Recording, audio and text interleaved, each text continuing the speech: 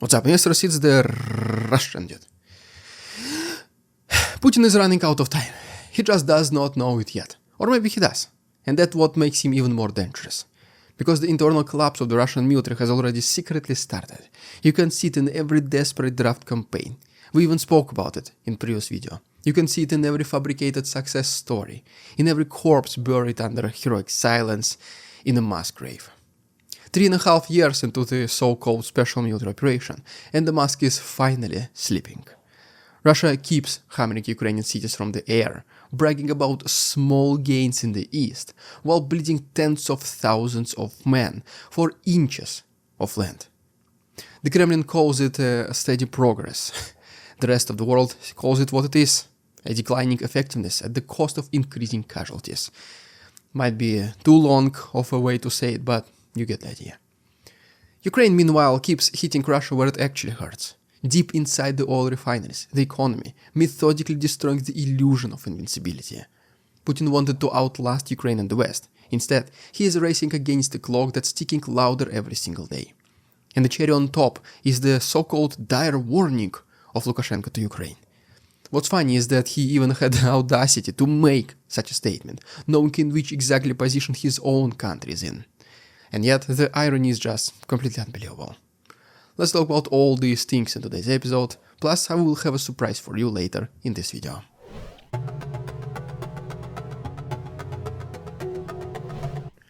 Look closer at what is happening on the battlefield. When a country that claims to be winning suddenly starts accidentally throwing drones across NATO borders and bombarding Ukrainian cities with record intensity, it's not confidence, it's panic. Russia's, as they claim, escalation is not a show of strength, it is the sound of a regime trying to convince itself it still matters.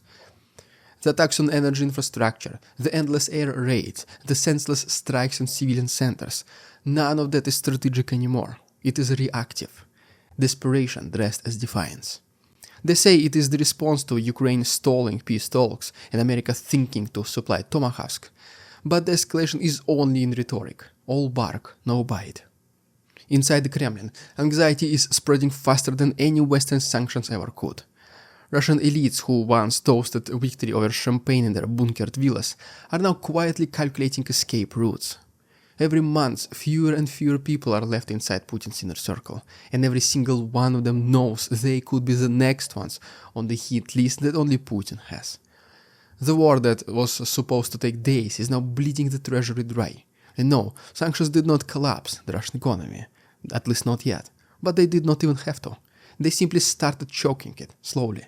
The factories are producing shells instead of cars. The government's borrowing from its own citizens, and the inflation is eating through whatever is left of people's savings.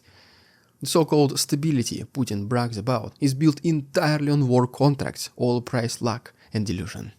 The sanctions were just a laid bear trap, and Putin, putting the economy on military tracks, stepped right into it. The truth is pretty simple. Wars are won by the side that can last longer, and right now, time is on one thing Russia does not have. Ukraine pushes the boundaries of modern warfare, with even countries like America following the suit. Europe is rearming faster than at any point in modern history, pledging to spend up to 5% of GDP on defense alone. That is 10 times more economic firepower than Russia could ever hope to muster. To match that, Putin would need to spend 30% of his GDP, turning the entire country into one giant factory of death. Even the Soviet Union and its most paranoid only hit 20%. The math simply does not lie. The empire is outgunned, outspent, and out of breath. And honestly, for Russians, it should be scarier if Putin knows it and willingly does nothing. Even worse if he intentionally continues to make the situation worse for absolutely no reason. And before I give you a quick update on the Russian economy, since we mentioned it just now, let me reveal the surprise I promised for you in the beginning of this video. As the spooky season arrives, we discovered what's really keeping people up at night this year. It is the fear of jobs being replaced by AI. 71% of people believe artificial intelligence will permanently replace their jobs. But here's the good news. You can stop this nightmare from becoming reality. This Halloween does not have to be scary, because I have partnered with Outskill to future-proof your guys' skills. Outskill, the world's first AI-focused education platform, is hosting a 2-day AI Mastermind workshop, which is happening this Saturday and Sunday from 10 a.m. to 7 p.m. Eastern Standard Time on both days. Over 10 million people across the globe have attended this training, and they have boosted their career growth and made businesses with zero code that makes revenue models worth $4,000 to $5,000. This training, which is rated 4.9 out of 5 on Trustpilot and usually costs $395, is completely free for my audience because I have partnered with Outskill to give away 1,000 free seats for the next 48 hours as the part of the Halloween sale. But here is exactly why I urge you to join it. Firstly, this is not just theory, it is fully hands-on AI training from practitioners at Microsoft and Nvidia, people who have actually built and shaped the industry. Secondly, in just 2 days you will learn 10 plus AI-powered tools, AI in Excel, Sheets and presentations, building AI agents, automating your workflow and much more. Also, you will get access to the learning dashboard, where you are introduced to like-minded people to build with them and enhance your overall learning process. That's not all. You will also walk away with bonuses valued at $5,000, including a prompt Bible, a roadmap to monetize AI, and a personalized AI toolkit builder, only if you attend both the days. My entire team and I will be attending this, and so should you. Limited seats are available, so grab yours now via the link in the description or just scan this QR code you see on the screen. You can also join the WhatsApp community to stay updated before the big blast. Thank you so much Outskill for sponsoring this video, and now back to the program.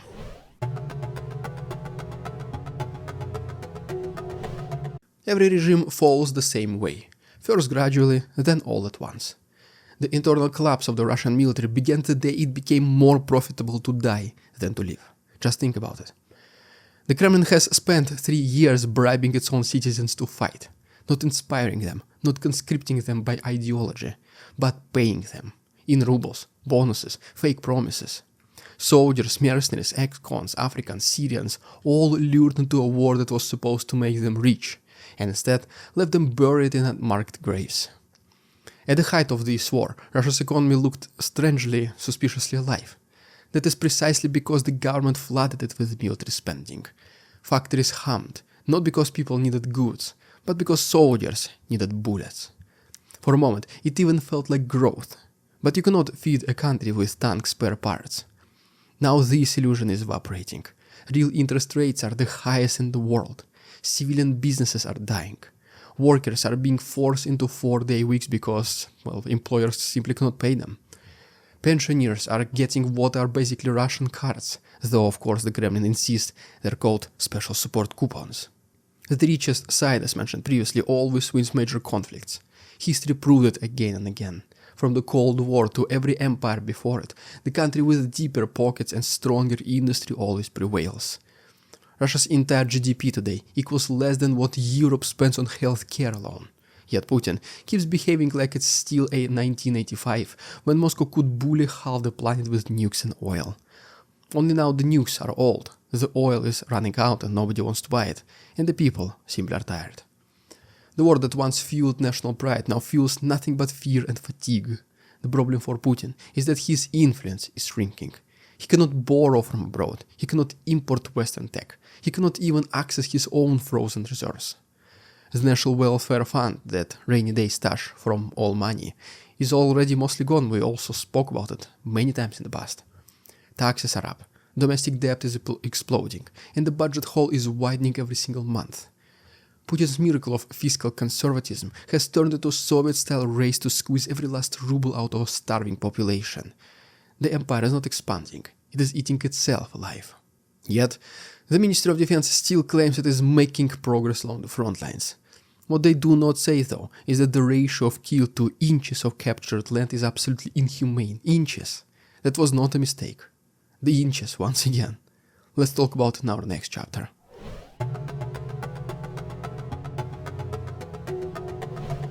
Let's talk about numbers. The kind of numbers that make even propaganda choke. In just the first 8 months of this year, Russia lost already almost officially 281,000 soldiers in Ukraine. 86,000 dead, 34,000 missing, over 150,000 wounded. And these are leaked official figures. The real ones are almost certainly worse. Ukraine, for example, estimates over 1 million total Russian casualties since 2022. That is 1 million men for a handful of ruined towns that look exactly the same as when the war began, well, except that down there in ruins and cemeteries. The ratio of wounded to dead tells the whole story.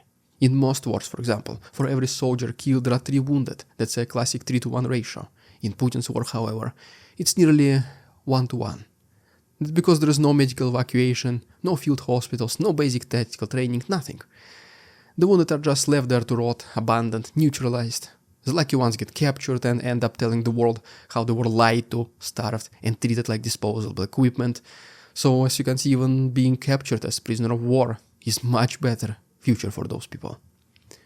Even the Russian command knows the machine is breaking down. They have tried everything to refill the ranks. 2.5 million ruble bonuses, up to 5 million at some point, amnesty for criminals, forced contracts, promises of debt forgiveness, everything. It worked at first, kinda, but not anymore. According to Western analysts, Russia recruits about 31,000 men per month, but losses about 35,000. It's the definition of unsustainable. For every soldier they sign, 1.5 men die. The math of defeat is catching up. That is why the Kremlin is now hunting abroad. Africa, Middle East, Cuba, anywhere people are poor enough to believe the fantasy. They're promised safe jobs, cooking or logistics, but instead, well, as always, they end up in Bakhmut, face first in the mud, hunted by Ukrainian drones that see everything from above. Putin once said his war was about defending Russian sovereignty, but now it's being fought by foreigners hired on Telegram. The Great Patriotic War turned into a mercenary discount store pretty much. And inside Russia, fear has replaced patriotism. Mothers no longer post proud photos of their sons in uniform. They hide them. They delete those pictures from the internet. Cities no longer celebrate recruitment drives. They curse them. The draft offices that once handed out medals are now handing out subpoenas and lies. Putin can still send men to die, but he cannot convince them why he is doing this. The internal collapse of the Russian military is not coming. It's already here.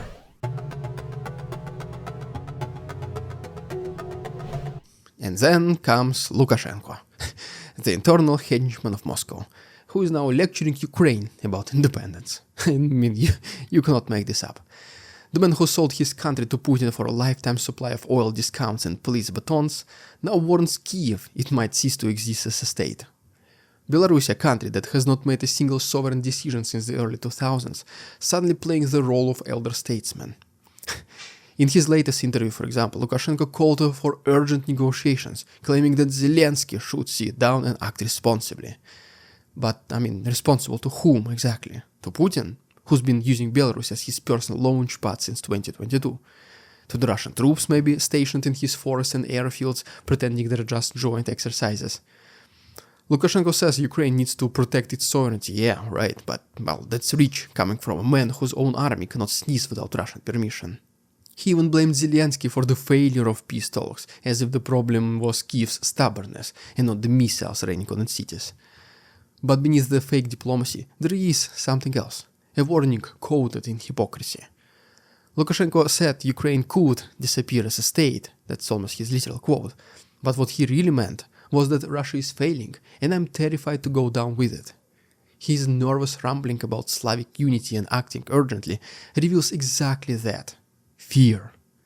Belarus is tied to Russia's sinking ship, and the captain next door is watching the water rise. Meanwhile, Putin's supposed ally keeps hedging. 1 week he's declaring eternal loyalty to Putin, the next he's just inspecting troops, just in case. But who knows what's gonna happen, right? He knows the moment Moscow loses its grip, Belarus becomes the next test case. And the West knows it too.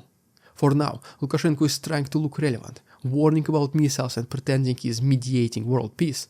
But everyone sees it for what it is, a sideshow for an empire that's falling apart.